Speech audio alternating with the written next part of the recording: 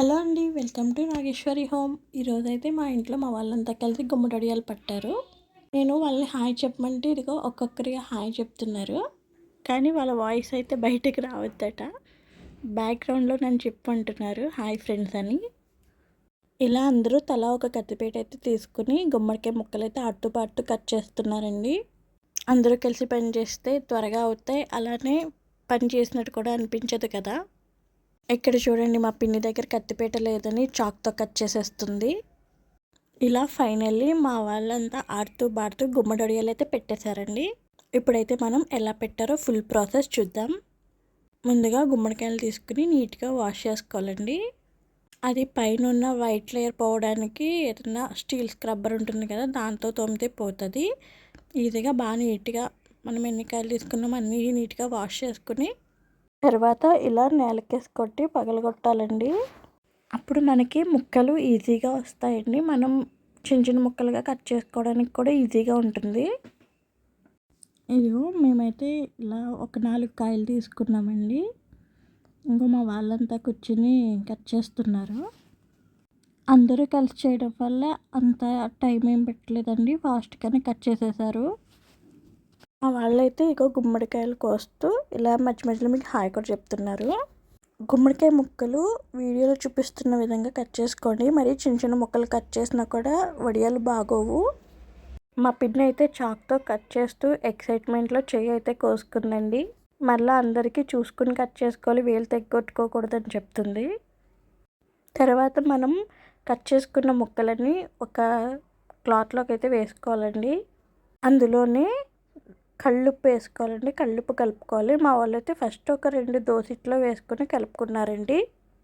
ఎక్కువ వేసేసుకోకండి, కాలితే తర్వాత మళ్ళీ కలుపుకోవచ్చు పిండి కలిపేటప్పుడు.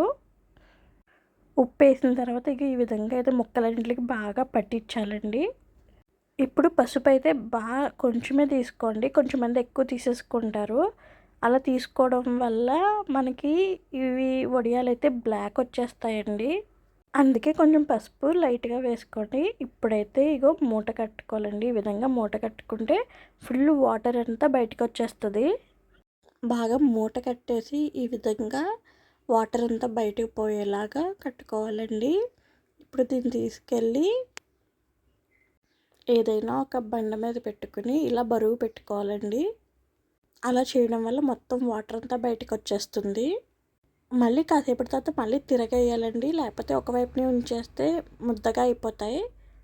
మా అమ్మ అయితే నైట్ పెట్టారండి, మళ్ళీ మధ్యలో ఒకసారి తిరగేశారు. చూడండి, మార్నింగ్కి పిండితే ఒక్క వాటర్ డ్రాప్ కూడా లేదు అందులో. ఇప్పుడు ఇందులోకి మినప్పిండి అండి, నైటే నానపోసి మార్నింగ్ అయితే రుబ్బారు.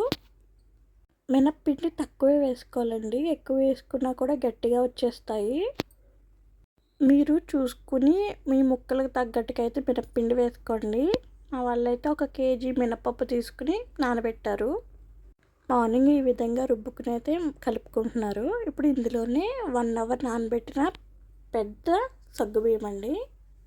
చిన్న సగ్గుబియ్యం అయితే కనిపించవు, సో పెద్ద సగ్గుబియ్యం తీసుకుని ఒక 1 అవర్ నానపోసుకుని అవి కూడా వేసుకోండి. ఇప్పుడు ఇందులో పండు మిరపకాయలండి, మిరపకాయలు పండిపోయిన మిరపకాయలు తెచ్చుకోవాలండి. అవైతేనే టేస్ట్గా ఉంటాయి. అవైతే ఇలా మిక్సీ చేసి అందులో కలుపుకోవాలండి ఆ మిరపకాయలని. ఇప్పుడు ఇది బాగా మిక్స్ చేసుకుంటూ ఇప్పుడు ఒకసారి ఉప్పు కూడా చూసుకోండి. ఒకవేళ సరిపోతే కొద్దిగా సాల్ట్ యాడ్ చేసుకోండి.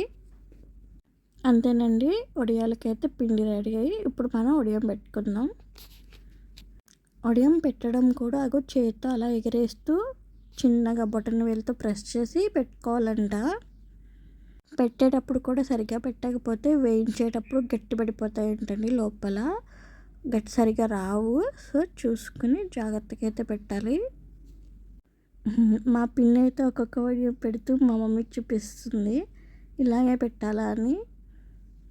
మనం మినపప్పు కడిగేటప్పుడు మినప్పొట్టు ఉంటుంది కదండి, ఆ పొట్టు తీసుకుని అందులో కొంచెం గుమ్మడికాయ ముక్కలు, అలానే పండు మిరపకాయ పేస్ట్, ఉప్పు, సగ్గుబియ్యం, ఇంకా మినప్పిండి, ఇవన్నీ మనకి మినప్పట్టుకి తగ్గట్టుగా కలుపుకుని అవి కూడా వడియాలు పెట్టుకోవచ్చండి, బాగుంటాయి.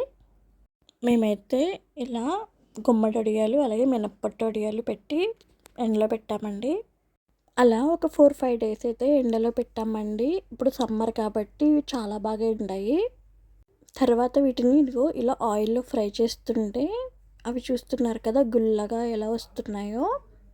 ఇలా మనకి గుమ్మడొడియాలనేవి బాగా వేగి గుల్లగా వస్తే కనుక మనకి ఇవి బాగా ఎండినట్టండి. లోపల కూడా బాగా వేగి మనకి గట్టిగా లేకుండా ఉంటాయి. బావుంటాయి టేస్ట్. ఇవేమో పొట్టు వడియాలండి. చెప్పాను కదా! పొట్టుతో పెట్టుకోమని. సో, ఇవి పొట్టు వడియాలండి. ఇవి కూడా చాలా బావుంటాయి. ఈ గుమ్మడొడియాలతో కూర కూడా చేసుకుంటారండి. అలానే పప్పులో కూడా తాలింపు వేసుకుంటారు. బావుంటాయి. మీకు కనుక వీడియో నచ్చినట్లయితే లైక్ చేయండి, షేర్ చేయండి, ఛానల్ సబ్స్క్రైబ్ చేయండి. Bye bye.